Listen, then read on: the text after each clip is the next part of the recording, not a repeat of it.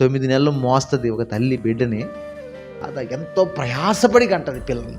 9 నెలలు కూర్చోడానికి నిలబడలేకుండా ప్రసవ వేదన, ఆ బాధ, ఆ పురిటి నొప్పులు, ఎంత వేదన.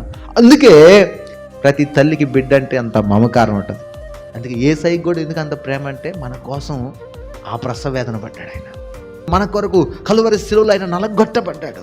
ఎందుకో తెలుసా? తప్పించుకోలేక కాదు, మనల్ని రక్షించుకోవడానికి, మనకు శాప విమోచనము కలుగు చేయడానికి. ఇదిగో మనకు అడ్డు నిలబడ్డాడు. మన శిక్ష తన భుజాన్ని వేసుకున్నాడు, సిలువను మోసాడు, తలపై ముళ్ళు గుచ్చబడ్డాయి, చేతుల్లో మేకులు, దేహమంతా కొడలతో చీల్చబడింది, ప్రక్కలో బల్లెముతో పొడవబడింది. ఆ సిలువ శ్రమల్లో మనల్ని కన్నాడు ఆయన, ఆ గాయాల్లో మనల్ని దాచాడండి ఆయన, ప్రాణం పెట్టాడు గనక ఆ ప్రేమ ఉంది యేసయ్యకి. ఆ ప్రేమ మనల్ని ఎన్నడూ మర్చిపోడు. మనం మర్చిపోయి వెళ్తామే కానీ ఆయన నిన్ను ఎప్పుడు మర్చిపోయి విడిచిపెట్టి నేను ప్రేమిస్తున్నాడు ఆయన. ఆయన వైపు తిరిగితే మనల్ని ఆయన మనం చేరదీస్తాడు.